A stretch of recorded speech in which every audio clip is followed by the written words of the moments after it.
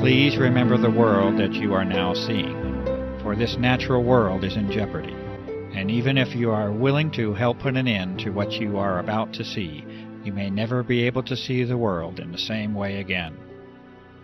In the early part of 1999, an immense operation began, an operation using aircraft that many of us will find difficult to accept.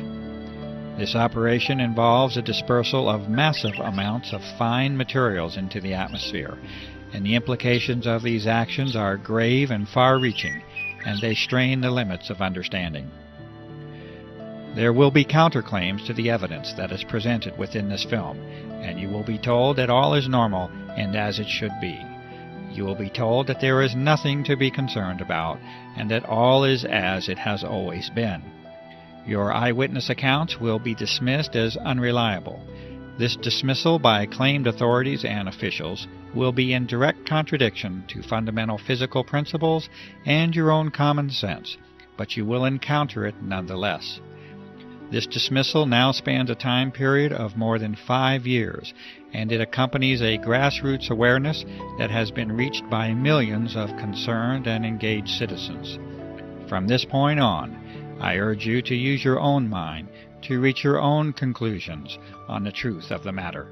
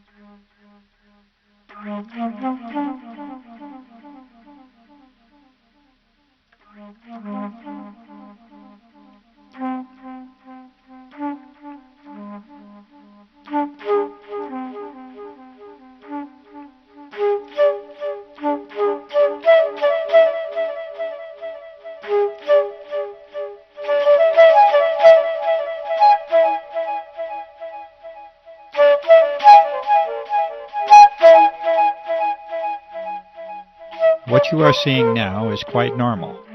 These contrails are the trademark of high-altitude aircraft since the close of World War II.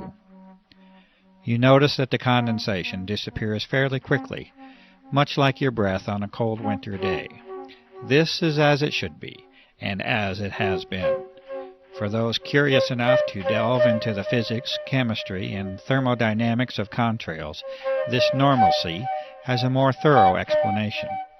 Yes, science and common sense do agree, and the balances of nature are achieved with this common phenomenon.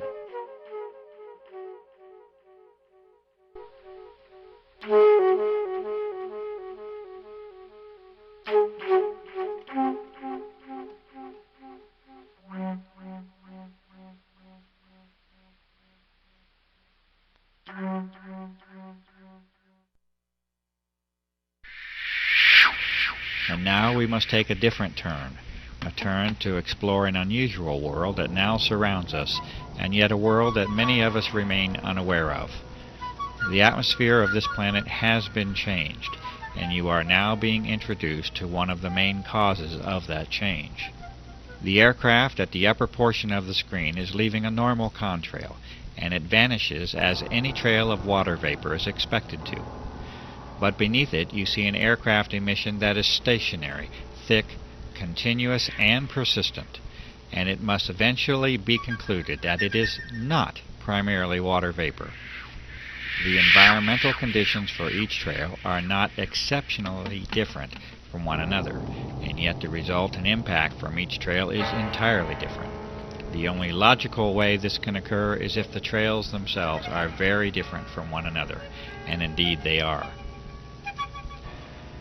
The majority of the footage that you are now seeing has been filmed in the high desert regions of New Mexico. This is an arid environment, with very low humidity levels. It is, in fact, a classic region for conventional contrail formation. Contrails themselves can and do form easily in a low humidity environment. In the past, the passing of a short-lived contrail in the high, clear desert sky was an innocuous and frequent occurrence. Cold and dry conditions, exactly those conditions that are normally found in the upper atmosphere, are extremely favorable to contrail formation. The humidity levels of the upper atmosphere are actually relatively low, and is one of the very reasons that most clouds occur in the middle of the troposphere, being the lower portion of our atmosphere up to an altitude of approximately 7 miles or so. As this examination of our atmosphere continues, we will be now required to consider 4 types of events or phenomena. In addition to the customary existence of clouds and contrails, we must now consider a new entry, that of the aerosol. An aerosol is a solid particle in suspension, either in a liquid or a gas, and in this case we are considering the atmosphere as the gas to study. The aerosols will manifest in 2 primary forms, as an aerosol emission from aircraft and as an aggregate or collection of aerosols in the atmosphere. A suitable term for this collection of aerosols is an aerosol bank. It is known now that the persistent trails that form the subject of this film are primarily solid in nature and origin, and that they are not predominantly water vapor. A brief explanation of cloud formation will help us to understand why this is so. Clouds, that is, normal clouds, require 2 fundamental elements to form, particles and moisture. Clouds are not suited to form in especially clean air. They require particulate matter, called condensation nuclei, that act as a base for water vapor to adhere to. The size of these nuclei, for the process to be effective, must be extremely small. The size of these nuclei are on the order of sub-micron. For comparison, a human hair is 60 to 100 microns thick, and an asbestos fiber is a couple of microns in thickness. The other essential component for normal clouds to form is a minimum level of humidity. From numerous sources, this minimum is on the order of 70% relative humidity. Notice that the requirements for cloud formation and contrail formation are already entirely different from one another. This is because they are entirely different phenomena based upon entirely different physical principles. Contrails can and should form readily in clean, cold, and dry air. Normal clouds, on the other hand, require higher moisture levels and a particulate or aerosol base from which to develop. The radical transformation of our sky as a direct result of aircraft activity now forces us to address an entirely new set of conditions. Aircraft are now repeatedly dispersing materials into the upper atmosphere at flight altitude, roughly from 35,000 to 40,000 feet. These materials expand rather than evaporate, and they usually transform into an unsightful haze that over the recent years has decreased our general visibility down to ground levels. One of the remarkable facts is that this commonly now occurs at very low levels of relative humidity, on the order of 30 to 40%, instead of the 70% or greater that is associated with cloud formation. And so we know now that these are not clouds in any conventional sense. They are indeed a unique and artificial creation that now crosses new thresholds in the atmospheric and geophysical sciences. There is one way that such a transformation can be made, and that is with the introduction of vast quantities of an extremely small, water-loving metallic salt at flight altitude. This transformation cannot be achieved with water vapor alone, and the emissions under examination are indeed not water vapor. They are solid, and they are well entrenched into your air supply. These important conclusions are at the very heart of the aerosol operations that are being disclosed here. These changes in the very atmosphere that we breathe have a fundamental impact upon the life of this planet, and these aerosol operations have many potential applications that reduce the sanctity of that life. These operations are being conducted. They are being conducted without your participation or your informed consent. They are affecting your life, the lives of those you know and love, and the very life of the planet itself.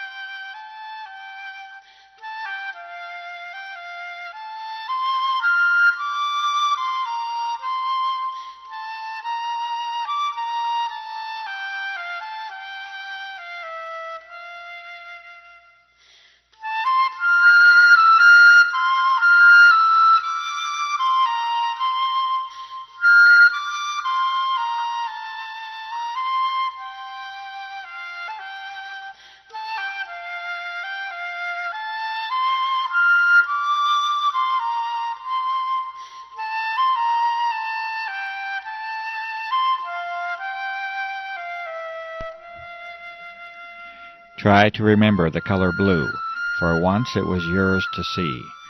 The blue sky is your birthright and a source for joy, and it remains at the very core of our existence. There are factual reasons for the blue color of the sky, which can certainly be traced to the cleanliness and clarity of the air that you breathe. But please do not lose the wonder of the sky itself, the magic and emotions that you have once shared with the earth in all of its glory.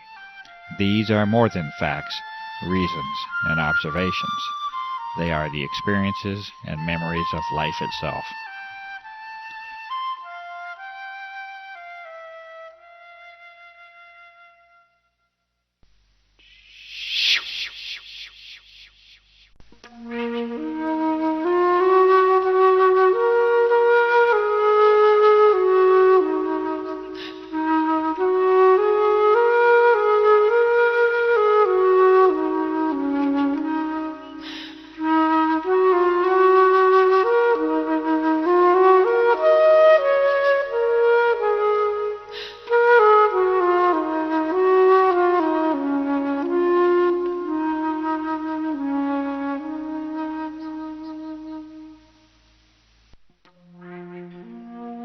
You can no longer see blue now, at least not in the same way that many of us know and remember. Your horizon has largely turned to white, and there is a very good reason that this is so. These fine, solid materials, or aerosols, are now in your way, and you will see clearly no more. The source and origin of these aerosols is now abundantly clear, and the aircraft operations have now made their mark upon this planet. It is a mark that you must now live with, and that you must now breathe, and that you must bear the consequences of.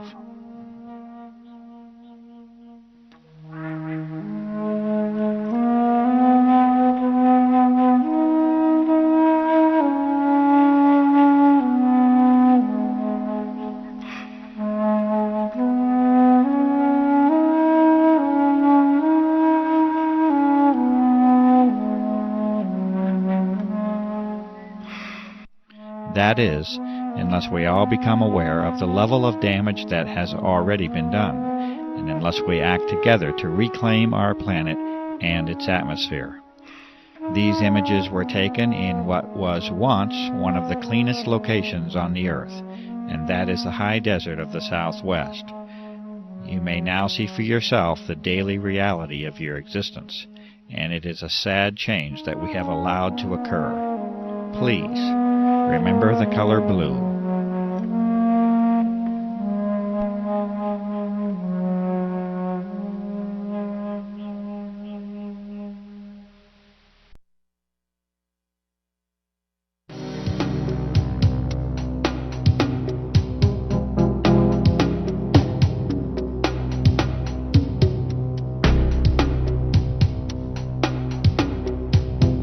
In the early part of 1999, A website under the name of www.carnicom.com was created to call attention to the unusual events and effects surrounding aircraft activity over the southwestern desert skies of the United States.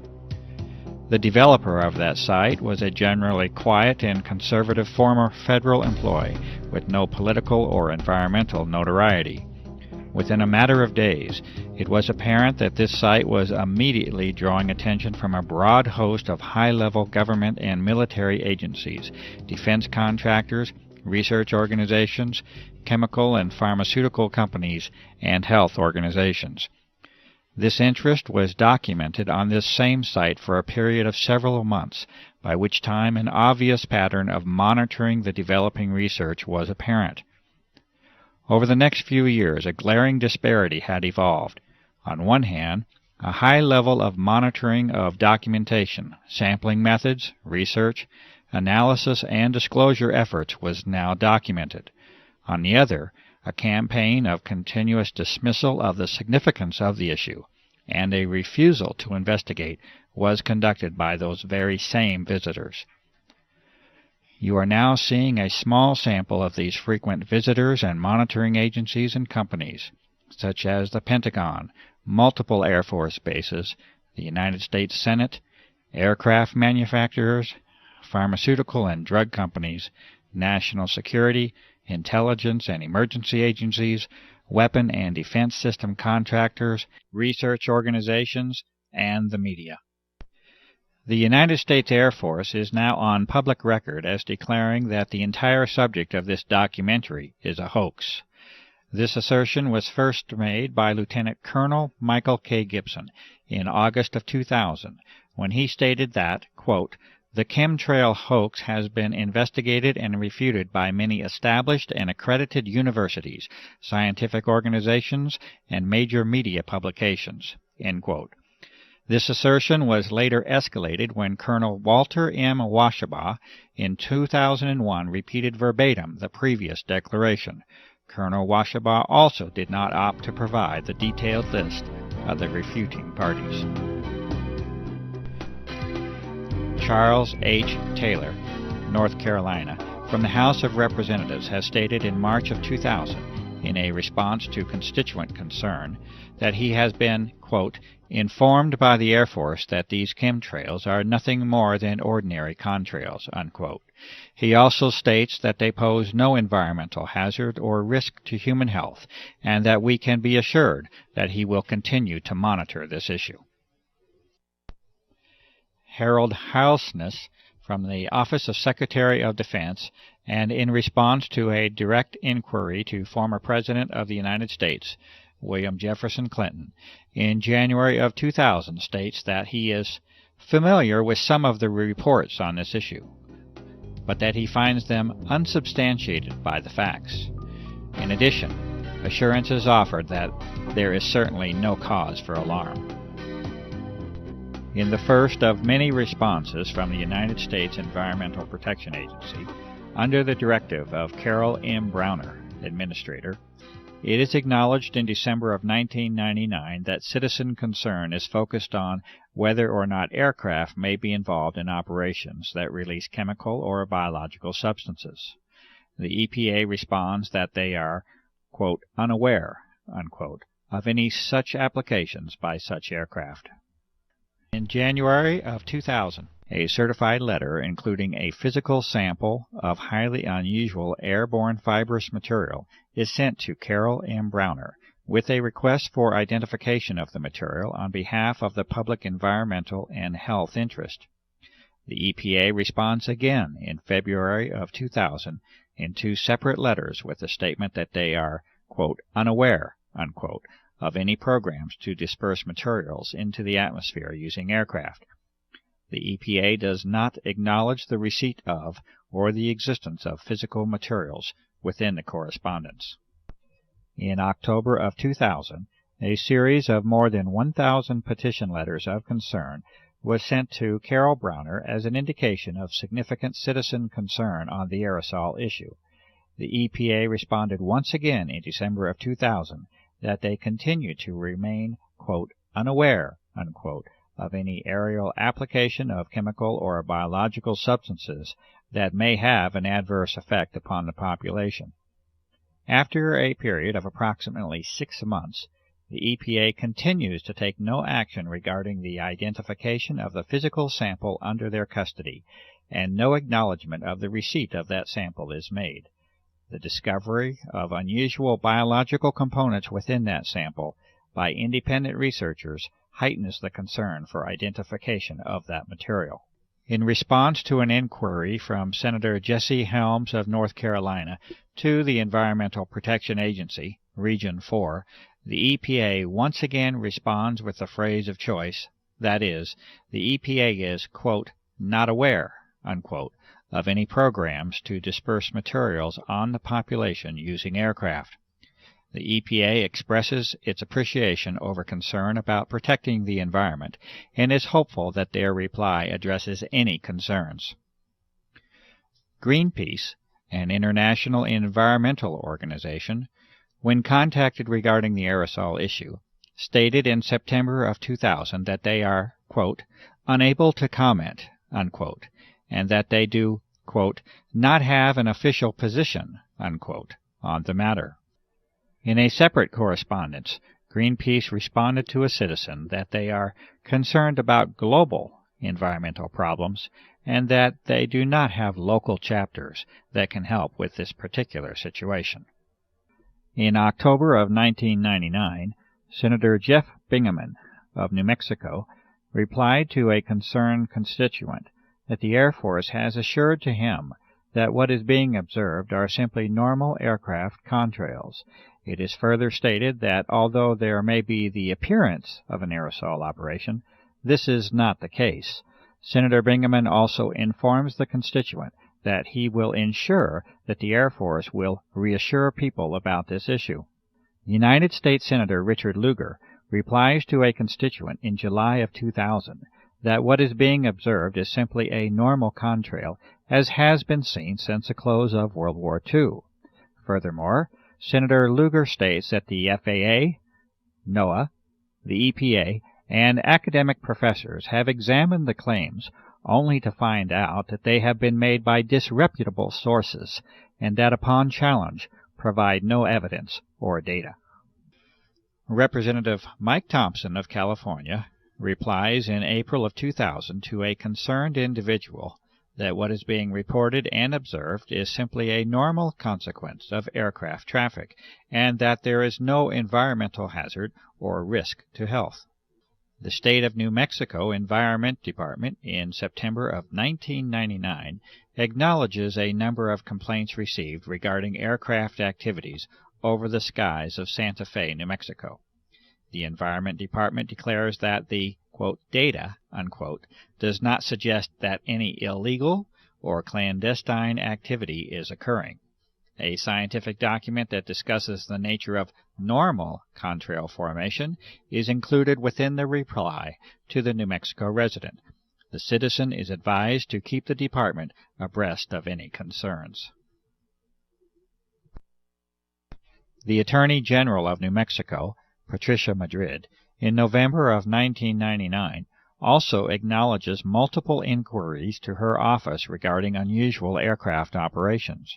The Attorney General declares that there is, quote, substantial evidence, unquote, that the activity and contrails are well within the range of normal aerial activity. After issuing this notice, Patricia Madrid declines to respond to 2 personal visits made to her office by Clifford Carnicom, a concerned citizen, to discuss the aerosol issue. The Ohio Environmental Protection Agency responds to a citizen in November of 1999 by stating that they are, quote, unable to complete an investigation, unquote, and that they do appreciate the concern expressed by the citizen about the environment. The ABC News 2020 investigative journalism staff respond that, quote, unfortunately, unquote, a request for examination of the aerosol issue was not chosen, and that 2020 thanks the citizen for thinking of them and being in touch.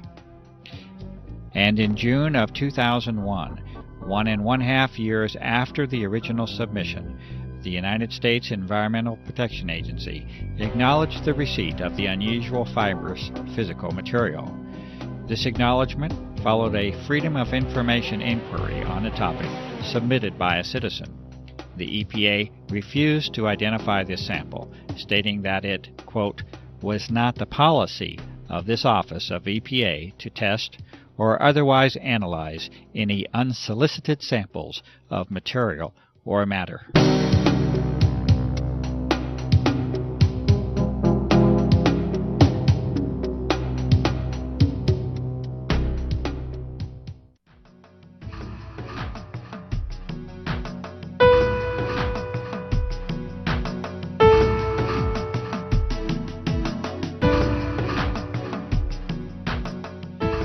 Since the beginning of 1999, a series of more than 36 scientific, physical, observational, and analytic methods have been used to examine the dramatic alteration of the atmosphere that has taken place.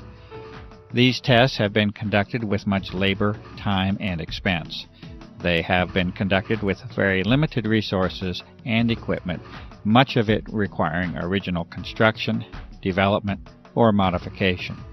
What follows is a partial presentation of these sampling methods. The diversity and thoroughness of examination is apparent in the work that has now spanned more than 5 years. The officials and authorities have not attempted to replicate these testing methods, at least not publicly. They have not reacted to the results in any formal fashion, and they have not tangibly responded to the many calls for public inquiry and investigation that have been made.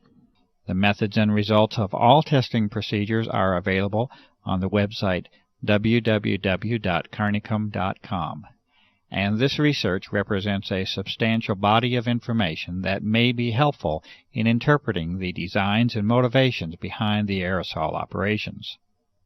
Essentially, the method is one of reverse engineering for a global covert operation, and there is no limit to the work that remains to be done. These findings, conducted for more than 5 years, are offered to the public.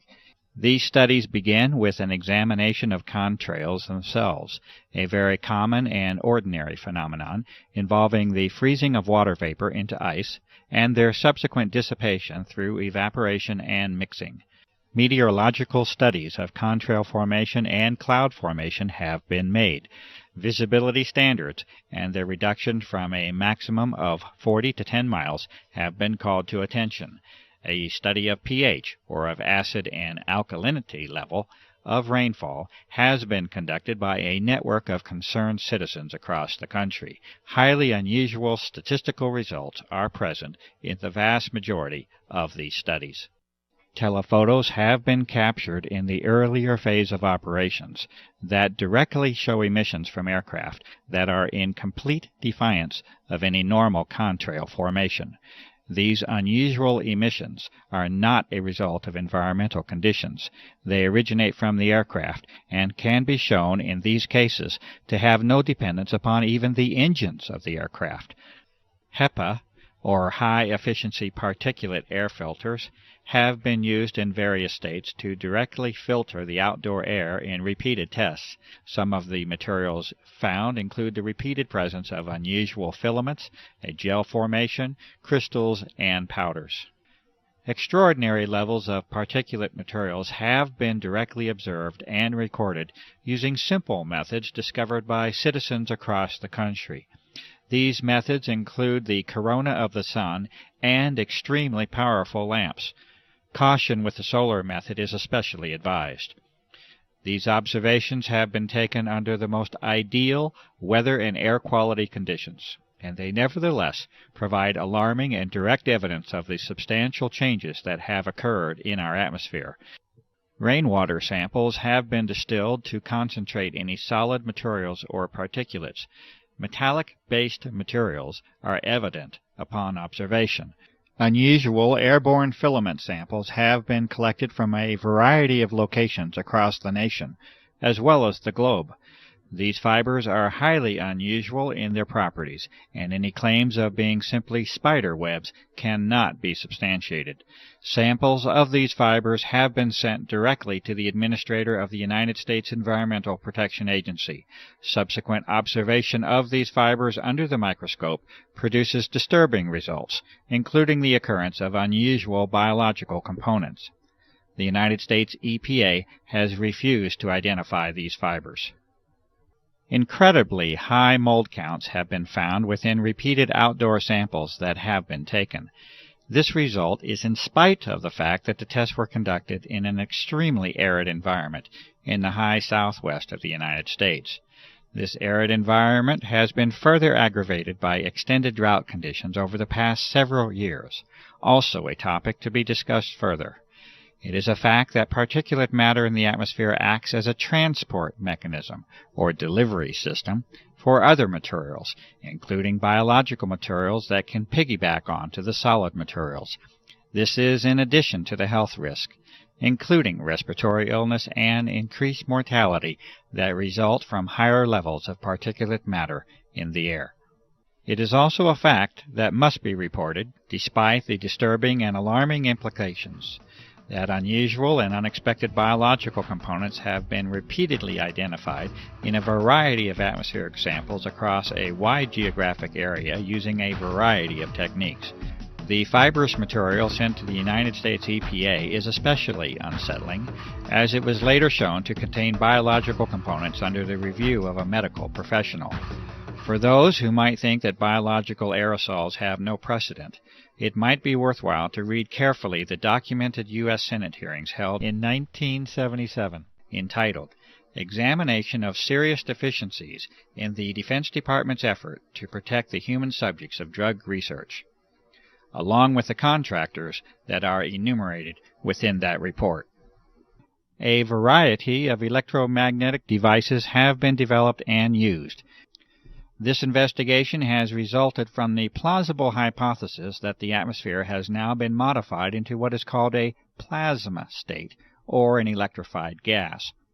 Testing has produced a variety of indications that this hypothesis is indeed correct, and that the atmosphere is regularly being used for electromagnetic applications. ELF energy is of special concern because of its direct connection to the health aspects of the electromagnetic nature of human beings. Artificial pulse energy appears to now have been detected on a variety of occasions, and evidence indicates that it is now a part of our unseen environment. Electrolysis methods have further confirmed the existence of unexpected ionizing metallic salts within our atmosphere. Radar anomalies also continue to point to the presence of an altered electromagnetic environment. The testing and sampling methods and results that you have just witnessed are necessary due to the abject failure of the public environmental authorities to respond appropriately to the many requests for investigation that have been made by countless citizens. The responses of the so-called officials and authorities has already become painfully apparent.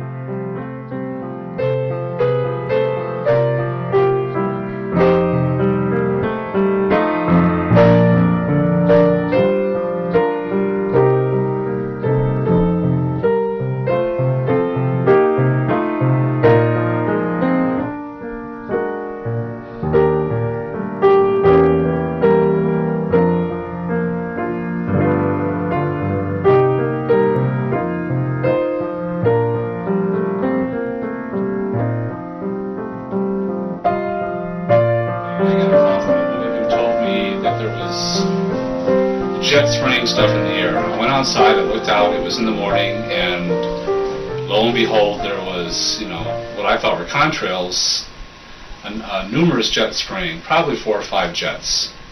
The contrails were not dissipating, they continued in the air, and I watched. Actually, I was horrified because I'd never seen anything like this before, as it continued all day long. And the result was, within a couple hours, the entire sky was totally blotted out with this messy white haze. I started documenting after I discovered that nobody was paying attention, and that even people who would look up and acknowledge that they see the same thing, they weren't at all concerned about it. They didn't think that it was anything of importance. And when I moved to Santa Fe, one of the reasons I moved here was because of the sun and the beautiful sky that they had here. And I've been somebody who's always watched the sky. And the sky here was deep blue and beautiful, and it was something that gave me energy. It was just something that just elevated my spirit every time I saw it, no matter how bad my day was going. If I could get outside and see that beautiful sky and those big fluffy white clouds, everything was okay. And so I saw this being taken away, basically, and I didn't know what was going on, and I didn't know who was doing it or why it was being done, and I still don't know. But what I do know is that it is being done, and it wasn't natural. The jets would come. I know enough of, I have a degree in science. I have a doctorate in science, so I consider myself to be maybe not an expert in this particular thing, but I know how to look at things, and I know that that if you pass natural sunlight through a substance and it gives off a color, it usually identifies that substance. There's no two substances that give the same color in solution. So I knew that I was looking at something that was other than water, because that would have made what we know as a rainbow. It would have pretty evenly distributed bands of color all along the spectrum. Well, because I was trying to convince people that it was actually happening and it wasn't normal, I began to try to see things that I could point out to the sky while I was with them to say, well, look at this. How do you explain this? And I learned a little bit about meteorology and the atmospheric conditions necessary for even a contrail to form and persist, much less ones that just dissipate, and found that there were no laws of physics that supported this activity, or the explanation of this activity, as a normal water vapor or frozen vapor trail. And so I came up with things like, well, all of a sudden, the jet goes overhead, and in the same sky you'll see 2 or 3 jets passing overhead, and there's nothing. You can barely see the jets because they're so high up. And other jets come into an area, and all of a sudden the white trail starts all of a sudden coming out of the jet, and then it stops, and then it starts again. And I've seen a number of occasions where they just did dashes across the sky. And stops and I talked to a few pilots, and I asked them, well, how can you do this? And they, first of all, they did not believe that anything untoward was happening, and they said, well, you can turn your engine off. I said, would you do it over and over again? He says, if you're nuts, the sky's gone from a deep blue to kind of a silvery white with a little hint of blue in it. Even on the best days, when you don't see a lot of activity overhead for even a week, it never comes close to the deep blue it used to be. And I started noticing, especially by March of '99, April of '99, people were becoming very, very ill. At the time I was working in a healthcare facility, and I was seeing a lot of upper respiratory disease happen. And over the years, I've watched more and more people come down with asthma, and you can hear it. You go into a supermarket and you find children, children that are 2 and 3 years old, and you can hear them wheezing. You can hear rails in their chest. I mean, this is very unusual. I still really do not know why this is happening. I mean, I've gone the spectrum. I've gone the spectrum from thinking, oh my God, they're trying to kill all of us, to maybe they are trying to protect us from cosmic radiation that may damage the planet, ultraviolet or X-ray radiation that's coming because the upper atmosphere has been rended in some way, has been torn in such a way as to let those things through. So I've been all the way from the most evil intent to the most beneficent. But in either case, I want to know. I wanted to know. I just want to know. I want someone in an official capacity to speak about it openly. Because whenever something happens, and like I said, it's I've learned an awful lot about human beings through this process. Because I insist that this is happening, that this is real, and that it's not normal. that there's something happening, there's something under the table going on that's not being talked about, and yet it's happening in broad daylight, visibly. It's affecting everybody. It's certainly, it's no longer the joy it used to be to go hiking in the mountains, to go outside to ride my bike. I've had more upper respiratory and lower respiratory and sinus infections and health problems in the last 5 years than I have in all my life combined. And so that's part of my concern, and also a lot of the people that I care about have been very ill. But in terms of, are they going to stop it because the public is concerned? Well, the public is going to have to get really, really concerned in a very, very big way. And the thing that, I mean, now that's a cynical view. A paranoid view is that, well, if the public does have a big outcry against this, well, we already know they can blatantly spray us with whatever the hell they please, and it could be, you know, they could put, you know, put us to sleep or something, you know, they could put something in, you know, some tranquilizers or something. We'd just be walking zombies. In a lot of ways, I think a lot of our population are walking zombies. I mean, the lack of, the general lack of the ability to think critically about anything outside of one's own personal life, safety, football games, is astounding to me. The hopeful view is that they're going to stop this at some point during my lifetime so that I can see blue skies again. And you know what? I've never ever had that feeling before until this started, that there's actually one thing I want to see before I die, and that is a really deep blue sky.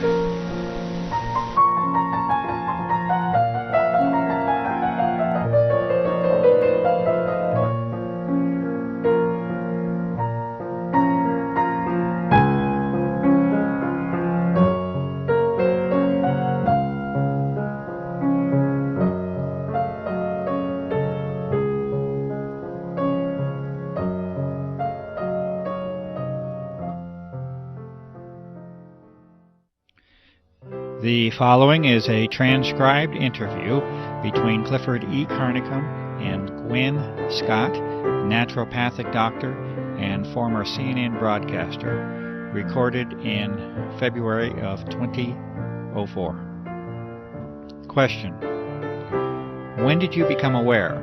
When did you find out? How did you find out about the existence of these operations, and whether they are real or not? Response: well, it's interesting, because I realized that if I had been any place else on the planet, I might not have noticed. And so I am wondering how I ended up in the catbird seat to actually observe this operations. As you know, I live in a very rural area, and when I first moved here, the air was pristine. We had deep, deep blue, azure skies, thousands of stars literally at night. Probably one of the least polluted air supplies in this United States, because New Mexico is a very rural state, very few people, very little industry. It's one of the things that drew me here. So here I was sitting, reading in front of a 5-foot by 5-foot bay window one day, and I see these jets. I assume they're jets. They're high and they're going fast, and they're not leaving the little 2-inch things that I'm used to seeing. They're leaving those huge plumes through the sky that spread out, and by 3 or 4 in the afternoon, it's foggy. It's so thick I can't see the mountain range. I can't see anything. And it's been continuous and ongoing ever since, to the degree now that the skies are so degraded that we never see deep blue skies anymore. Stars at night are hard to find. Everybody is getting accustomed to the pale blue, often white skies that we live with. But I see them going over, and I've taken hundreds of photographs showing this is not your normal contrail that should dissipate. Question: you notice a distinct change then from the 1990 era? Response: distinct is not the word. Dramatic, devastating, you can pick out any adjective you want. It is dramatically changed, the atmosphere. Dramatically. Yes, extremely distinct. Question: you live on Native American Indian land here. What is the sense of and the reaction of the Native American community to what is occurring? Well, it's interesting. I figured if anybody would pick up on it, it would be the Native Americans. And so I immediately went to friends of mine in the community and said, "Have you guys noticed?" And they are like, "Oh yes, we know absolutely what is going on." In fact, all 13 of the Pueblo governors had a meeting in secret to discuss it, what they would do. Would they come out and protest it openly? What would they do? And after this meeting they determined the following things. No, they would not. That it was just another dumb thing the white guy was doing, and at that point I don't think they understood the true significance. But now I think they do. But more importantly, that people wouldn't believe them. Or if they did believe them, would think it was only happening in this very confined space, and it really didn't affect them, and they were concerned for the gaming, that people wouldn't come to the casinos and things because they would think that just this area was experiencing it. So they voted unanimously to not say anything. Question. So even the Native American community did not show the level of independence or the level of assertiveness to make this an issue? Response. It was heartbreaking to me. But they're a little more philosophical, too. One of the medicine people that's a friend said to me, "You know, this has been prophesized. We call it the death winds. We always thought that it would be nuclear fallout. But maybe this is the death winds." They have a very skeptical view anyway of what the white man's intentions are. Comment. And with good cause. Response. And with good cause, and with history behind it. So, and they've also lost every battle, basically, they have fought that way. But I think as more and more of them get sick, and they are, there is maybe a wider awakening that this is really, really serious. Question. You have a background in the world of journalism, and specifically broadcast journalism. Can you talk a little bit about that background? And also the relationship of the media to what is occurring, what has failed, what has worked, any efforts that you have made to motivate the media to involve themselves in this, to cover this issue. Response. Yes, well, you and I are friends now, so you know that I was in broadcasting for 30 years. I worked for all 3 affiliated networks, ABC, NBC, CBS, in many of the larger markets, and I culminated my career as an anchor at CNN and Headline News. So the medicine part of me was kind of going along as my passion, and so I made my living and had my career as a broadcaster, and any free time I had was spent studying the medicine, because that was where my true heart lay. So I have over the years a lot of really good contacts in some pretty high places in the media. But I would imagine pretty much everybody watching this will know there has been dramatic changes in the media. Who owns the media? The quality of human now being attracted into the media. In other words, why are they there? When I started, it was mostly all print folk, and they kind of had to tell us, come on, clean up your act. This is visual. But people were coming from the old school of journalistic, afflict the comfortable, and comfort the afflicted. And you are the watchdog, and you go for that story, and you never accept the official version, and on and on and on. Most of the media and information we get now is owned by only 3 companies. When they deregulated, the FCC deregulated, they allowed these huge, like AOL, Time Warner, to gobble up. So you've got these large entities controlling all the information, whether it's film, radio, okay. So the complexion has changed, and I would say the kind of person drawn into it, when it became a place where you could make a really good living, and people would go, "Oh, I know you, you're so-and-so." It drew people with different agendas.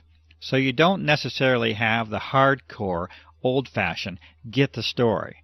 I don't care if my hair is a mess, I don't care if I'm dripping wet. There's a few out there still, but for the most part. So that's that. And yes, when this started, I called in every chip I ever had. I called a very good buddy at CNN, who really assigned most of the stories. He was very high, very interested. I sent him your website, a lot of your information. He was high, yay, yay, shut down, and I never did get an explanation.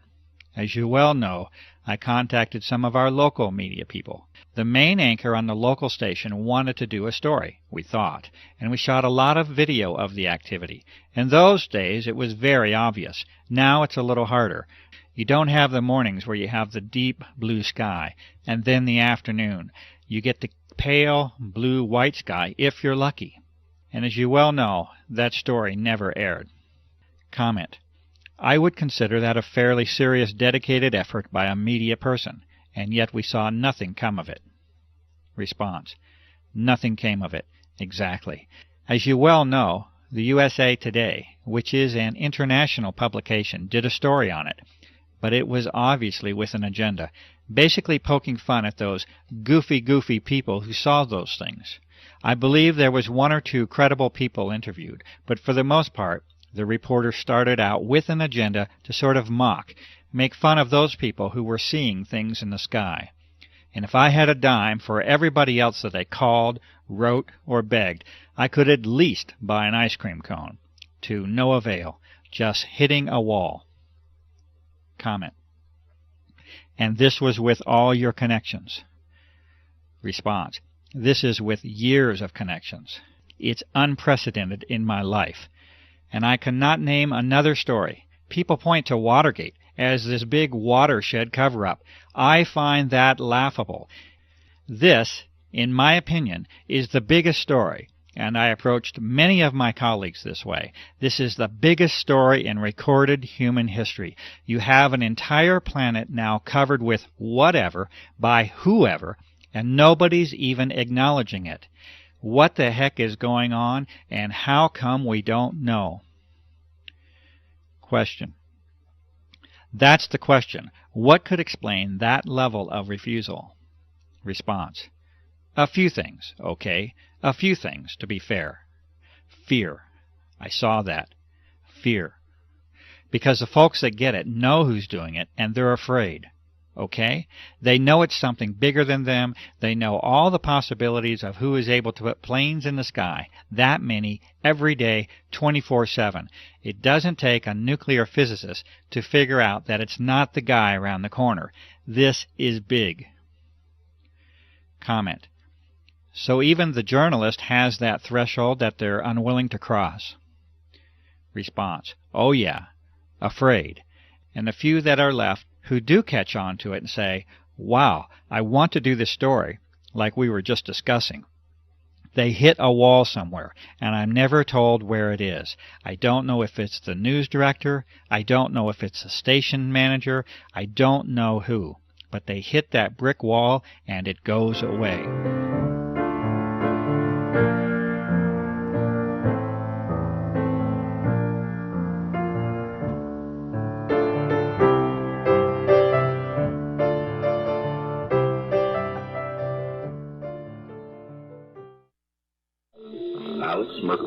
Mysteries of the Mind.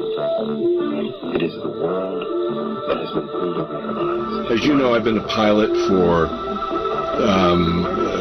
over 40 years. I've been flying.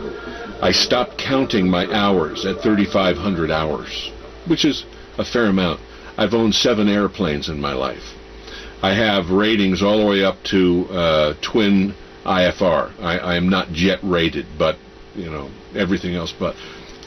Today, Clifford, when all of a sudden you see these trails in the sky in the morning when you wake up, and by late morning, early afternoon, the sky is totally overcast. It is not natural. The government and other people say, oh, well, that's a contrail, condensation, contrail that all planes do at a certain altitude. And I said, you don't know what you're talking about. Yes, there are contrails. Go back to World War II, we had contrails, but they didn't last. This was, you know, in those days it was condensation of moisture, and then it dissipates after, I don't know, maybe depending on the altitude, maybe a minute, maybe a little over a minute, but around a minute, and it's gone. These things last all day long, unless there's a strong wind and it blows out of the way. Now it's gotten so bad, and I talk to people, as you know, all over the world, and it's happening almost every country that I'm aware of in the world.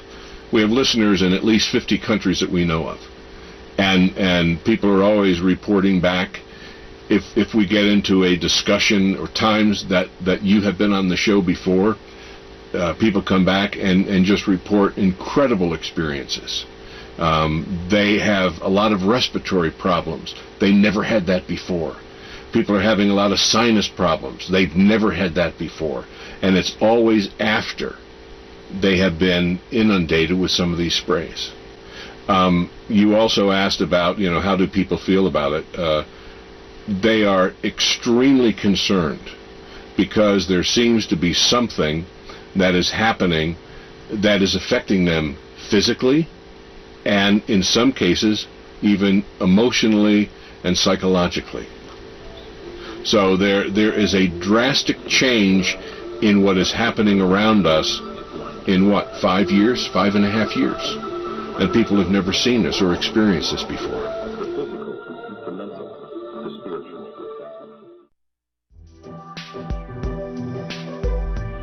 Clifford, it's so good to be on tape in person with you on this subject. I know before we couldn't show my face, we couldn't hear my voice because I was under contractual agreement. I'm no longer under that contractual agreement. So I can be here in person, and that feels good. And I thank you so much for translating my prior discussion with you on the media and all of that. But today what I'd really like to talk about is the medicine end, which is my passion, and my whole reason for being involved in this is to try to help people stay as well as they can stay given the givens. I also want to say something that's very important to my heart, is that I am deeply patriotic. That's all I really want to say. Never thought I'd live to be seeing these times. As you know, recently information was brought to us that's critical in terms of health. So I want to deal with that first, and then we can go back and talk about the other contents of this aerosol spray and the impact of the body, and perhaps some mitigating medicines. We have found out through a very credentialed research doctor that perhaps what we're seeing occasionally show up in our air supply is a fungus. The reason this is so critical is apparently this fungus dramatically compromises the immune system by consuming those nutrients the immune system uses to repair and rebuild. And like every system in our body, the immune system has to keep rebuilding itself. It will wear out, it will wear down, and it has to keep regenerating. If it doesn't have those nutritional tools to do that, your immune system becomes dramatically compromised, unable to deal with any kind of invader. That's why I think we're seeing so many more colds and flus than we've seen in the last 5.5, 6 years, than we've seen in a long time. I know in my clients, these things are like epidemic. Sinus infections, colds and flus. That's on the lighter side. On the heavier side, we're seeing a lot more cancers and some very devastating disease, implying an extremely compromised immune system. Part of that has to be this fungal kind of invasion because, as I said, this fungus eats the nutrients that the immune system uses to rebuild itself. People say, well, what do you do about a fungus? Well, there's some things that we know that are very good natural medicines for fungal invasions like that. Garlic kills fungus pretty much on contact. The Chinese mushrooms, reishi, shiitake, maitake, particularly in extract form, have been had a lot of efficacy. Caprylic acid, which you can find in any health food store. There are a number of things, and finally colloidal silver, we know, is a major antifungal. So when people are looking at their bodies and saying, why am I always feeling kind of run down and tired, it may be we're being told now that this person is looking at the blood of many, many people, and in almost everyone this fungus shows up in their bloodstream. So that's something we can take care of. If it becomes something in the lungs, we can do the tea tree oil inhales. We also know that we're getting a lot of particulate heavy metals, all of which not good for the body. And I'd like to just quick run through them. There are potential damage to the body, but then also some mitigating medicines we can do. We know that there's some aluminum in this, and we also know that aluminum, unfortunately, can cross the blood-brain barrier. And we know through research it's been correlated to diseases like Alzheimer's. If not so extreme, certainly short-term memory loss.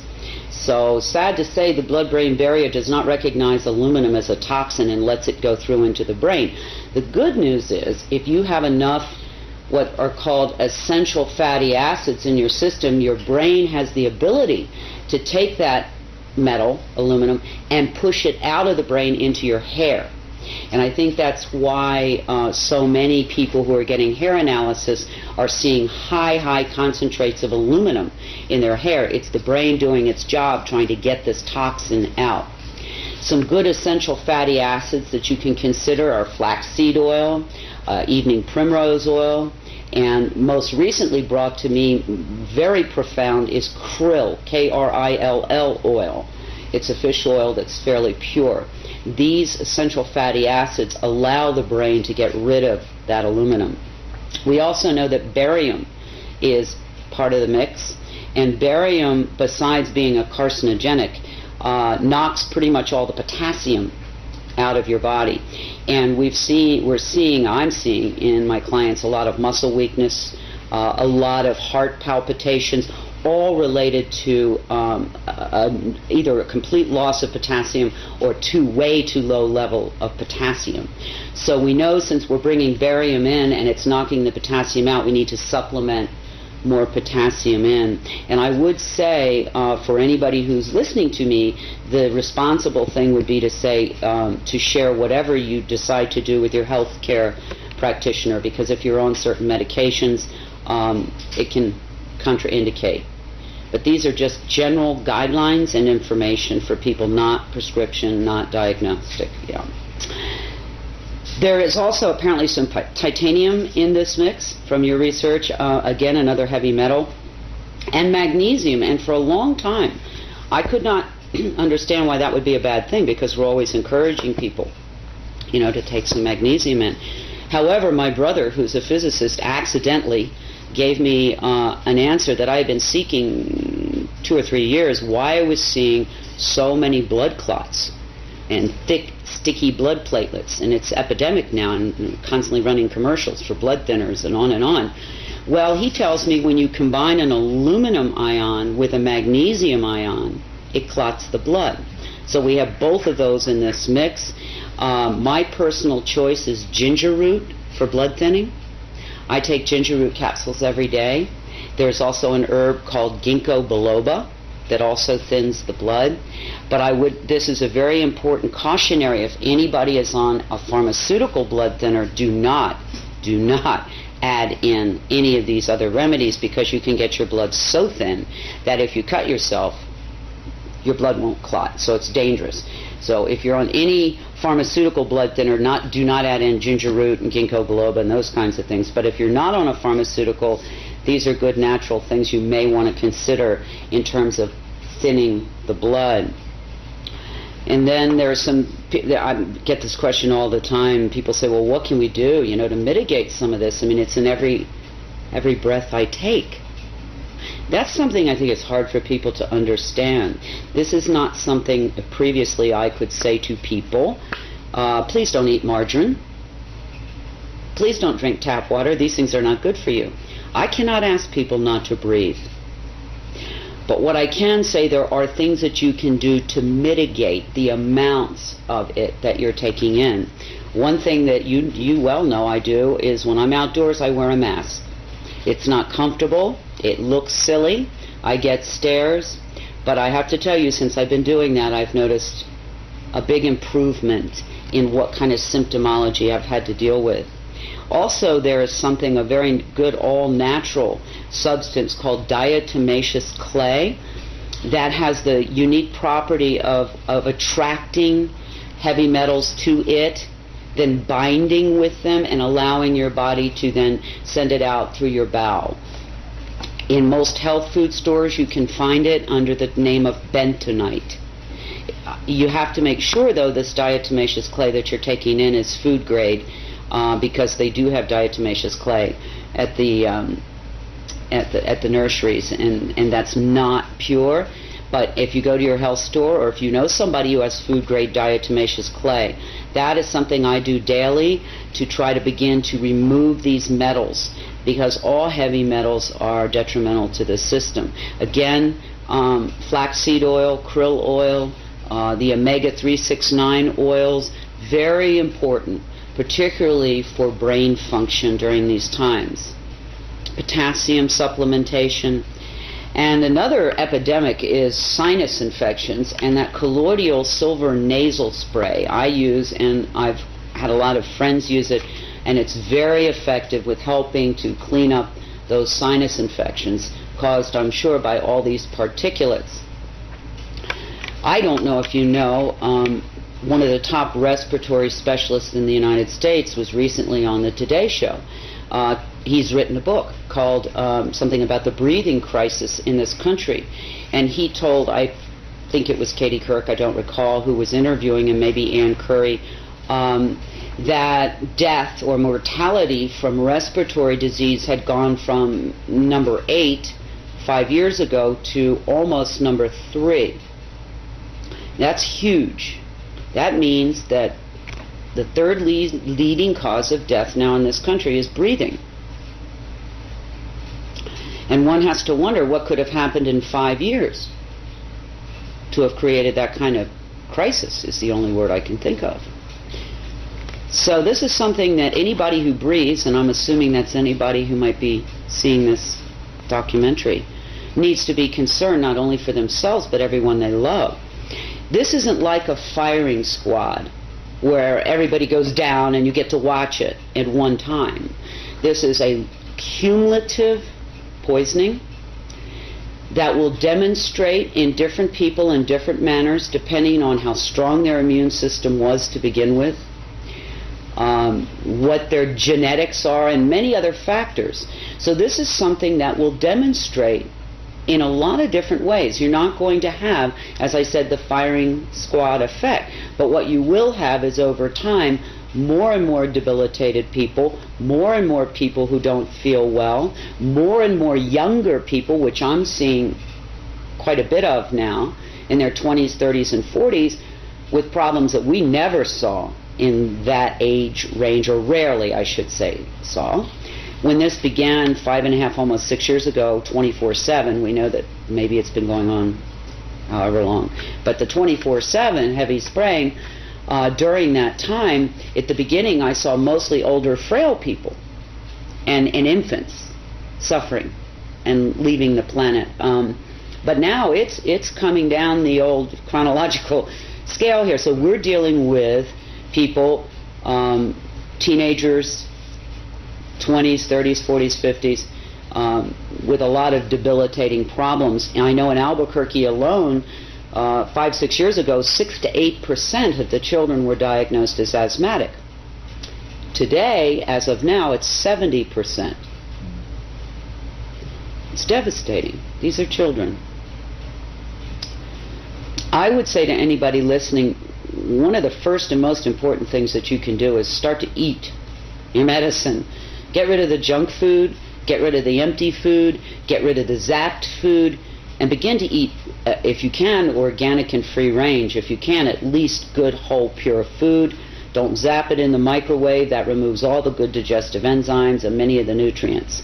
So start with your diet, because your body is under an insult that it's probably never in the history of man, I don't think, seen before. And in order for you to stay healthy and those that you love, you've got to really begin to pay attention to what you're eating, the water that you're drinking.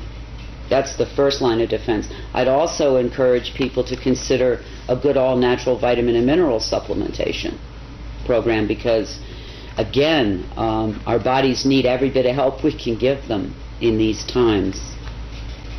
You know, it's Clifford, it's interesting. One of the most frequently asked questions for those who are conscious and aware of this aerosol operation is, is this intended to harm us? And I can't answer that. I don't know. But what I can say is, do they know that it's harming us? Unequivocally they do at this point in time. And so one who lives in a free and democratic country would want to wonder, why would the people that we trust to care for us, keep us safe, allow this kind of thing to go on? I personally have gone way deep inside and had many sleepless nights.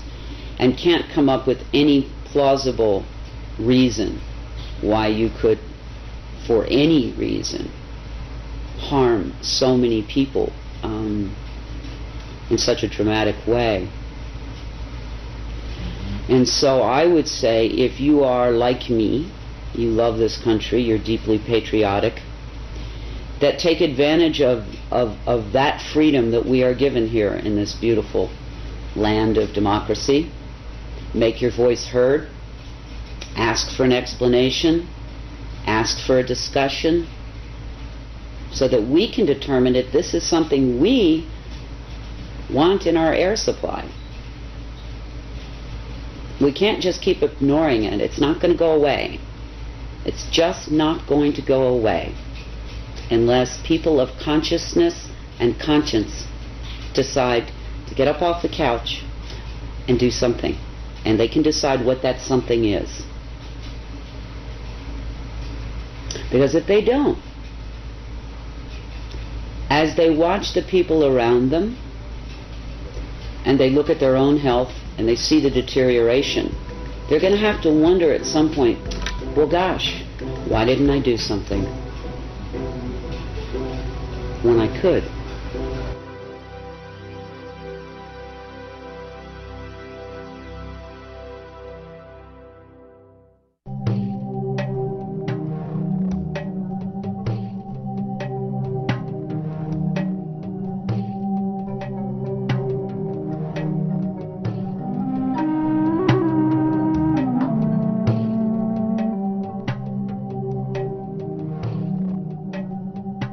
After confronting the reality of the changes that have been made to the planet, it is a natural question to ask, why?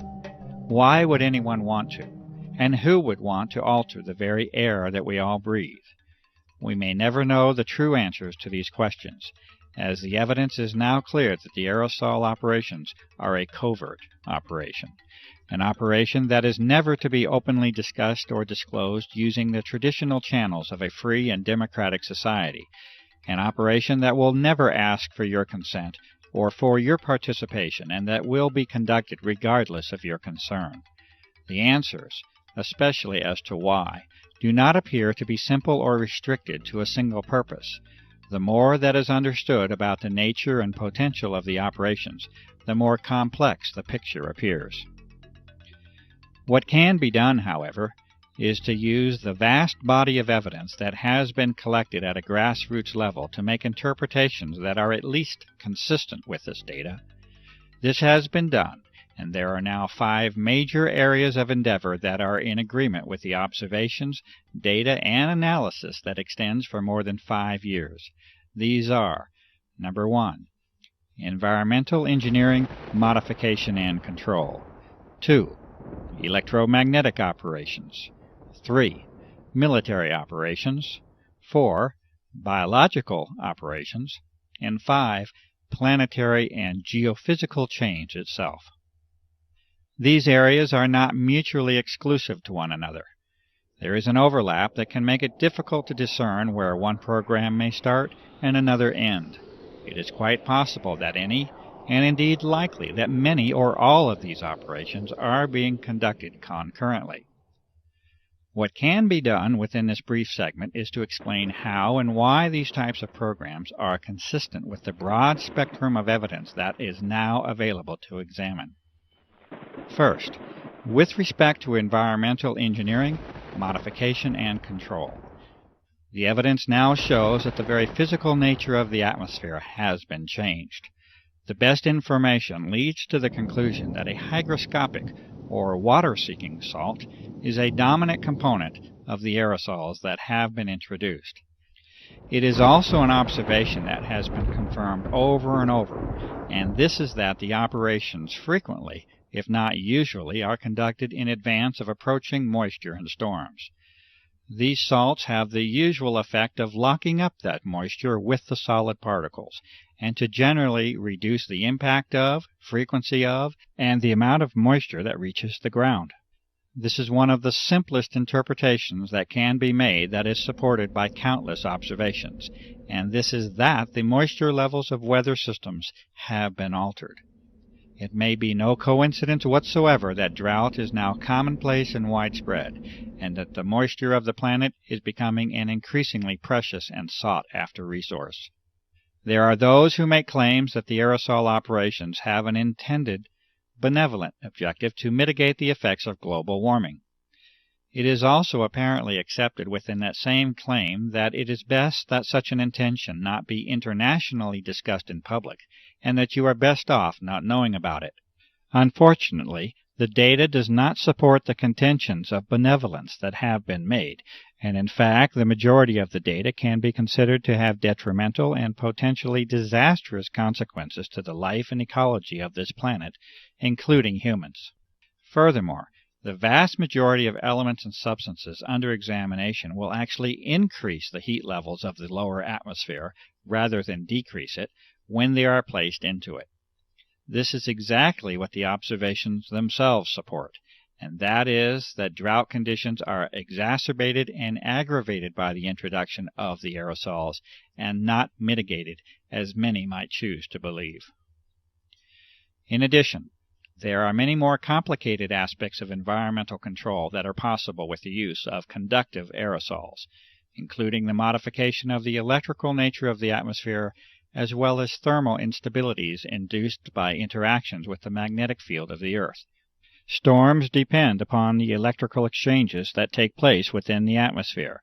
Lightning is the result of electrical imbalances that occur in the electrical fields between the Earth and the atmosphere, altering the collection and distribution of rainfall, interfering with the electrical exchange of energy and producing thermal or heat instabilities. All of these point to a very realistic assessment that environmental modification and control is likely a fundamental agenda within the aerosol operations. The United States Air Force has publicly disclosed a doctrine of owning the weather by 2025, and many have good reason to believe that such objectives have in part already been accomplished. This brief introduction to this topic only considers impacts upon the atmospheric shell, literally an eggshell of life that surrounds this planet.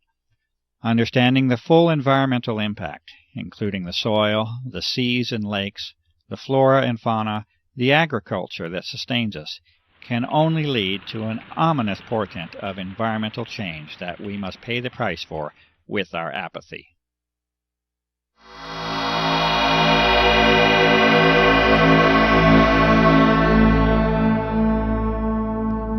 Not only are the moisture and heat characteristics of the atmosphere altered with the introduction of aerosols, but the electromagnetic properties have likely been changed as well.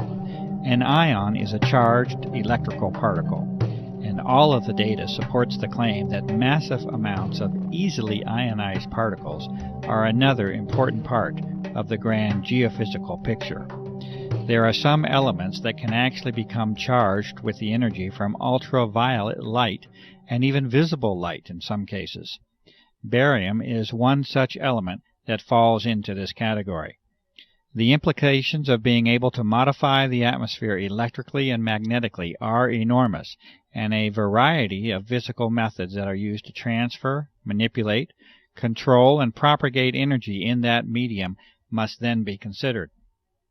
As an example of how a small change can produce a major effect, consider the following statement from Lancaster University in the United Kingdom on the topic of the ionosphere. Quote, "Although less than 1% of the upper atmosphere becomes ionized, the charged particles make the gas electrically conducting, which completely changes its characteristics.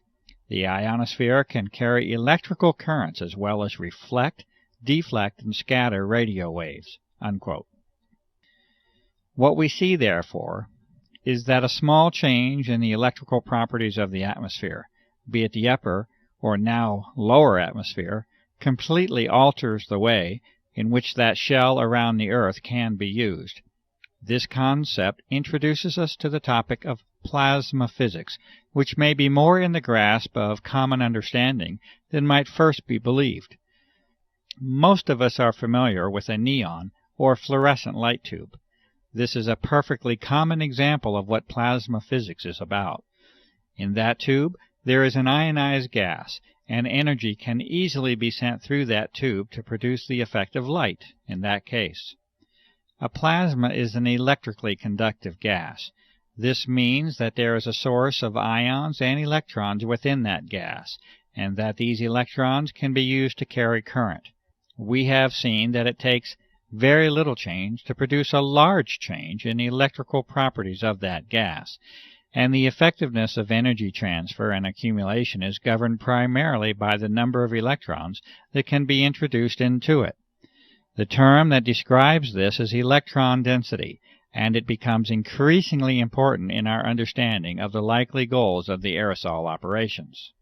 Multiple measurements of atmospheric conductivity levels, extremely low frequency and very low frequency radiation, as well as magnetic variation, support the claims made that the basic electrical properties of our atmosphere have been changed. These two physical properties alone that have been mentioned, that of thermodynamic and electrodynamic change, have the prospect of changing our world so much that even the most conservative of environmentally aware individuals should be aware of the prospect for disturbance and damage. Changes in heat and energy are at the foundation of the life of this planet and all those who dwell upon it.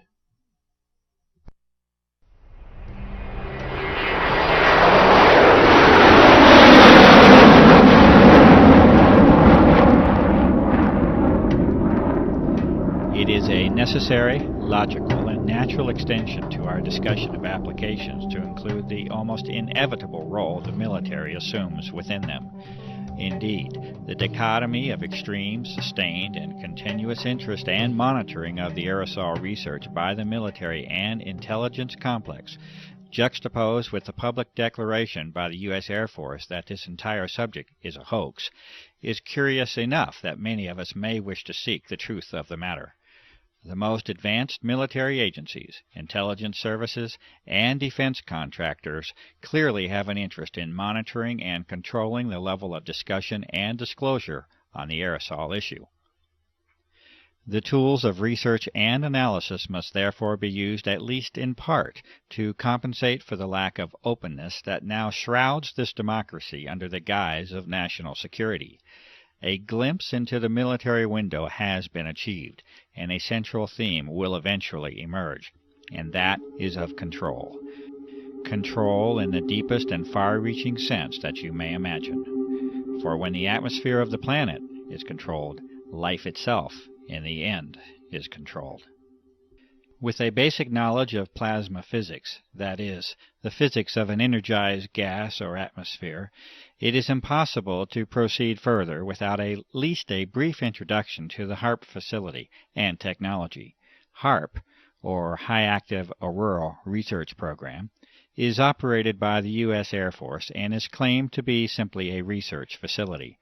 The stated purpose by the Air Force for the HAARP project is that of a scientific endeavor aimed at studying the properties and behavior of the ionosphere, with particular emphasis on being able to understand and use it to enhance communications and surveillance systems for both civilian and defense purposes. It may be this, and then again, it may be more than simply a scientific endeavor. It may also be enlightening to consider United States Patent 4686605 by Bernard Eastlund in 1987 entitled, A Method and Apparatus for Altering a Region in the Earth's Atmosphere, Ionosphere, and/or Magnetosphere. There are many who have sensibly concluded that this patent essentially represents a blueprint for the HAARP facility as it has been constructed. This patent makes mention of numerous objectives and methods of operation that far exceed any scientific endeavor alone, and references the work of Nikola Tesla as a source of historical contribution. The amazing inventions and achievements of Tesla with respect to energy transfer and amplification, including the use of the atmosphere as a medium for sending energy from point A to point B, are well documented. The documents of Tesla were eventually confiscated at the close of his life, especially as they related to military matters, and he is generally now accepted as an unrecognized genius. The current incarnation of ionospheric heating is able to, according to Mr. Eastland, put unprecedented amounts of power in the Earth's atmosphere at strategic locations, and to maintain that power level with the pulsing of energy. This patent also recommends the use of large clouds of barium so that ionization by sunlight will increase the electron density within the plasma environment. Testing and analysis does now positively indicate the presence of unusual levels of barium, a toxic element, within atmospheric samples. The amount of power inherent in the design of the HARP project is further indicated by Mr. Eastland stating that the present invention can be formed to simulate or perform the same functions as a detonation of a heave-type nuclear device, without actually having to detonate such a device. A heave weapon has the effect of lifting the magnetic field of the Earth itself, and involves the expenditure of massive amounts of energy. The patent is further stated to have numerous military implications, including the enhancement of or interference with communication and guidance systems, including those of airplanes and missiles, radar interference, missile destruction, weather modification, material transport of micron-sized particles, and molecular change of the atmosphere are each mentioned as further applications of the patent design. The executive summary for the HARP project also specifically mentions forcing the descent of particles from the atmosphere toward the ground using ELF radiation from HARP. Clearly, environmental modifications, the electromagnetic transfer of energy, and military operations of global impact are already in sight from the existence of these aerosols within our atmosphere.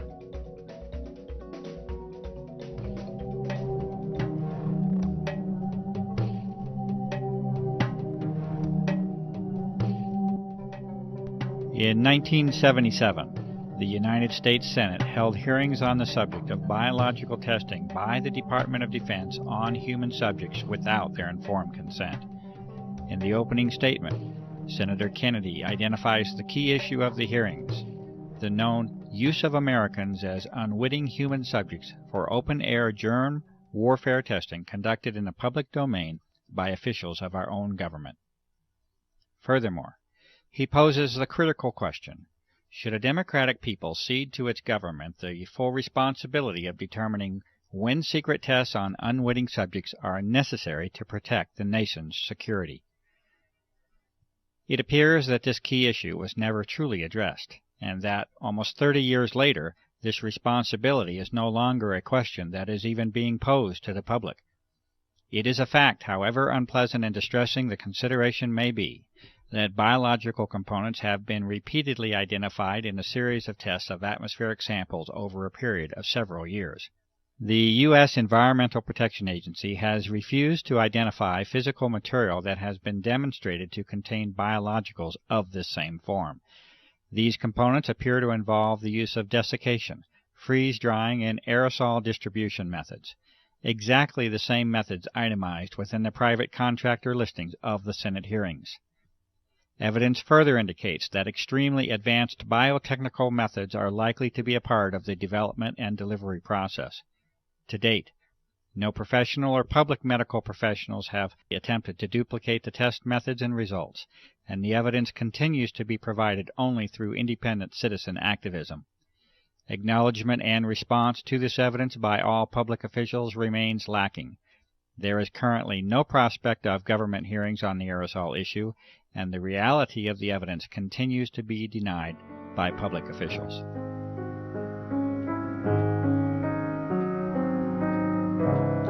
And lastly, although more conceptual in nature than our earlier discussion on environmental modification, electromagnetic, military, and biological aspects of the aerosol issue, it is not unreasonable to consider interactions with the Earth as a whole.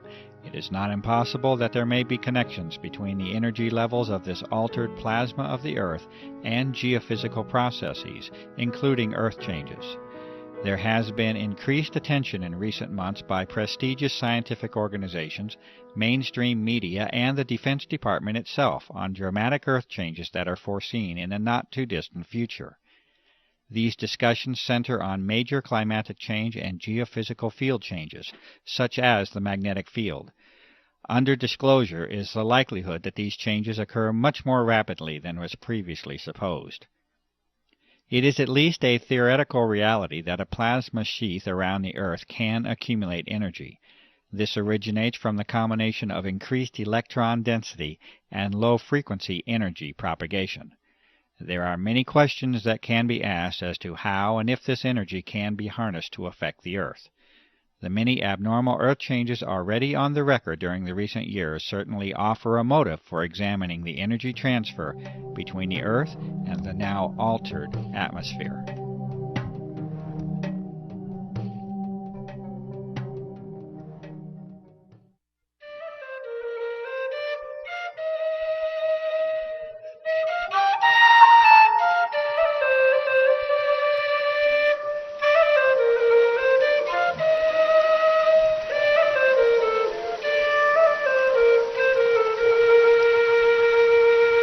You have seen traces of a world still in a state of beauty, and you have seen the signs of a terrible change. It will be for you to decide if the claims of this documentary are true or not. You have seen the distinctions between what mankind has known for decades to be in harmony with our surroundings, and that which is a product of our urge for technological supremacy over nature. You have seen a clear sky, this blue that was but is no more. The sky that has been taken away from us all. You have been confronted with assertions of operations on a scale never seen before in the history of mankind, and you have been shown evidence that aircraft can alter and have altered the fragile envelope for life that we call the atmosphere. You have seen science and sampling applied to the problem over and over at the grassroots level. Numerous methods have been demonstrated that show artificial and deliberate modification of the atmosphere, including its chemical, thermal, electromagnetic, and physical properties. There are detrimental effects that can be anticipated and that have been observed as a result of these changes in our air, and we must all accept the consequences of the toxic environment that has been created. The health of our home and lives have been sacrificed in the search for dominion and control. You have witnessed a high level of interest in the subject of this documentary by the military branches at the highest level, the intelligence services, the chemical industry, research organizations, defense contractors, bioengineering firms, and the pharmaceutical complex. You have heard the responses of the public, government, and even environmental organizations in response to the innumerable requests by the public for investigation. These responses repeatedly revert to describing phenomena that are normal and commonly observed, while denying and dismissing the extraordinary observations that sensible and reasonable citizens have called attention to. There has been a sustained campaign to ridicule and discredit the cumulative efforts of years of research, activism, and devotion by countless individuals acting from the motive of concern for the health of this planet and its inhabitants. A free and democratic society, if it is to continue to exist, must be able to openly discuss the benefits of technological and military supremacy against the deleterious impact upon the environment that we as global citizens must share. Divine rights of humankind must assume their rightful place amongst the individual nation's right for military security and secrecy. You have heard the responses of only a few citizens and professionals who state their sensible concerns about the impact of the aerosol operations upon our environment and our health. The lack of time prevents the presentation of the awareness that is now known to be shared by a grassroots network that conservatively must include millions of people. The extent of this awareness across national boundaries is apparent, and this network is of global proportion. The control of media information by relatively few corporate interests appears to be a significant factor in the restriction of honest and open public discourse on the aerosol issue.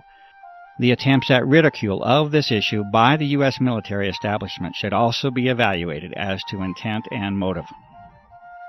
You have been provided with an analysis of the potential agendas of the aerosol operations, the conduct of environmental, military, electromagnetic, biological, and geophysical operations are each consistent with the vast body of information and evidence that has been accumulated over a period of more than 5 years. This result has been reached with the painstaking efforts of numerous citizens, researchers, and activists across the country and around the globe. Many of the operations under consideration would appear to regard the welfare of human beings, the life of this planet, and our environment as a low priority. Many people, having become convinced of the reality of these operations, will naturally ask the question, what can I do to help? It is also known from experience in history that many of these same individuals feel helpless and powerless after they confront the immensity and complexity of the operations. They also often become disillusioned after encountering the predictable and disingenuous responses of our public servants. It is also known that the traditional methods of dissent and activism are no longer working, and the political process is failing in a constitutional sense. Petitions have been signed and disregarded. Appeals for investigation are dismissed. Calls for media involvement lead to crafted articles of ridicule. Even the legitimacy of the voting process itself is in question. There is no comfortable, reassuring, and simple answer that can be given to you. This is the reality that we must face. It is expected that any success will eventually result from an enormous groundswell of grassroots activism and open public protest. At the current rate of progress, a timeline of decades can be projected before we reach the level of influence that is needed. The sober counter-reality is that the health of this planet is not likely to give us such a generous allowance of time. Our atmosphere is our lifeblood, and like the proverbial frog in the warming pot of water, we are acting obliviously to our own demise. You will have to use your talents and resources, your gift of life, to help this planet. The role of this researcher has been to give you the best information of what is believed to be the true nature of the aerosol operations. You will have to determine your role and exercise that role while you still have the opportunity to do so. If you are a professional, you must inquire into the ethics of your profession and answer the questions of public service that accompany it. If you are a citizen, you must participate. If you remain silent in the hope of preserving your freedom and security, you are almost certain to lose both. The doctor, the journalist, the scientist, the lawyer, the politician, the environmentalist, the activist, the author, the filmmaker, the fundraiser, the organizer. You must all assume your roles openly, publicly, and quickly to offer any real hope for our survival. I make this appeal to you. This documentary is a not-for-profit venture. It has been made with an appeal to you personally in mind. It may be freely copied in its entirety and distributed. No individual is permitted to distribute this documentary with a profit motive. It has been created for the benefit of the public. Please help us to restore and regain the world that you know can exist.